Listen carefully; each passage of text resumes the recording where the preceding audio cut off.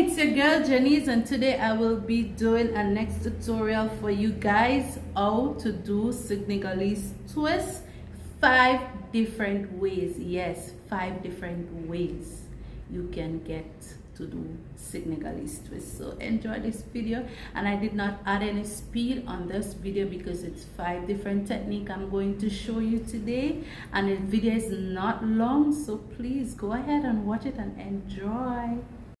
Hey everyone, welcome back to my channel. It's your girl Jenese, and today we'll be doing 5 different techniques on how to do Senegalese twist. And this is the first technique that we're gonna do. You're gonna put the hair in between. You're gonna put a little knot, right? Not yet. And then you want to make sure you hold the knot properly so the hair does not get slop. You will be putting the hair in the braided hair so it get to cover up properly, right? Yes. And now we're gonna twist, rope and rope and rope. And for those who come back to my channel, I want to welcome you again to be here. And for those who are new, welcome. I hope you enjoy this video, and leave a comment down below and let me know what you think about my 5 different ways of doing Senegalese twist. And there you go, see me adding ORS or let's drum on my hand or oil so my hands could rope the hair properly. You see me pulling and trying, it's not going nowhere. And this is our second technique. Yes, our second technique. This is the regular technique that everybody's supposed to know, where I'm going to put the hair under and I'm going to part the hair in two, right? Two. And then I'm going to wrap the braided hair over the mannequin hair or the client hair to cover it. You don't want it to show. It might show now and again, but you want to make sure that you do your best not to let the hair show, right? And then we're gonna rope and try to get it tight to the root a little, not uncomfortableness tight, but tight enough to grip the hair. And then there you go, and you twist.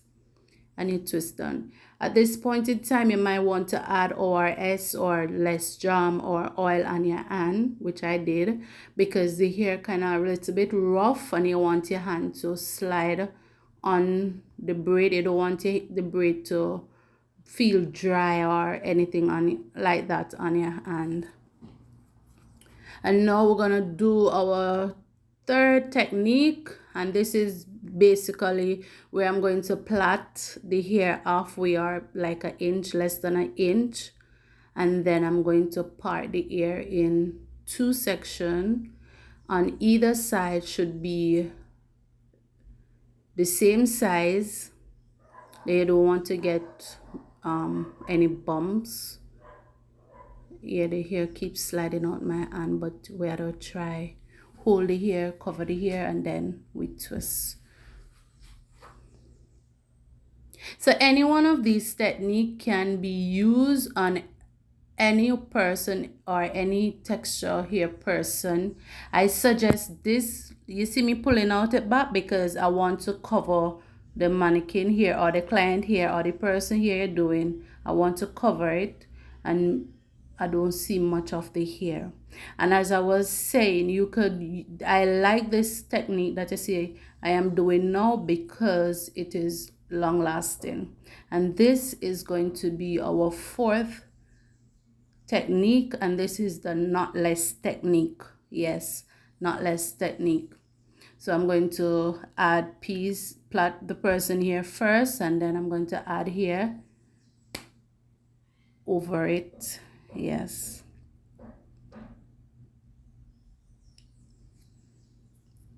And while we're adding the hair, after I will be doing the same twist down.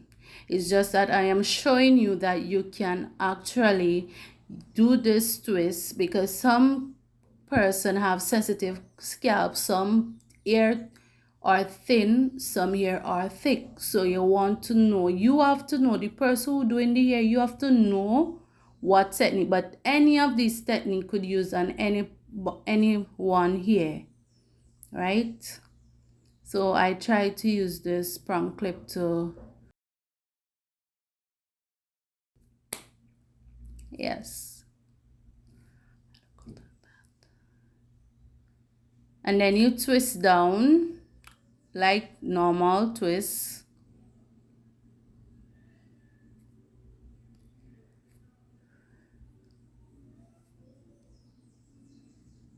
And yes, again, as I said, you want to make sure to cover the hair as much as you can, right?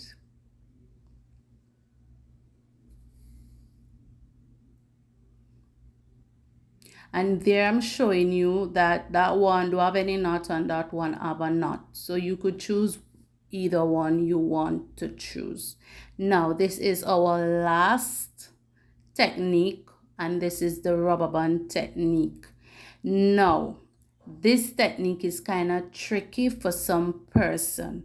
You don't want to pull the rubber band too tight to the root because you don't want the client or the person, whosoever here doing, which is your client, you don't want it to be tender. Now I'm going to crochet in the braid in the ear. And let me show you why I said this is kind of challenging. You have to know what you're doing. You pull the hair through, part the hair in two sections, just like number one, roll it, and then after we cover up the hair, we're gonna rope it. Now, this is where I said it kind of tricky. I don't know if you could see the rubber band, but I am seeing the rubber band, and I don't like that technique at all. So I am going to loose this out, and I'm going to add a next piece of hair on on a different direction up, right? And then I'm going to pull it through, and I'm going to twist as normal. And after I twist as normal, look, you will not see that rubber band anymore. So this is depend on how much hair that you add in this, on this technique, for the rubber band to cover. I am not a big fan of Senegalese twist. I am not a big fan of rubber band method as well, because it tends to break the hair. But it also depends on how long you have in this technique.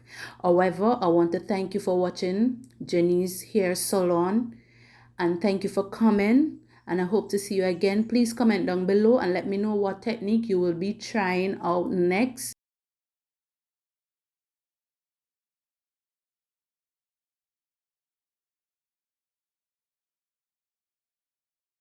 Anyways, guys, remember to like, share, subscribe. It's your girl, Jenese. I'm out.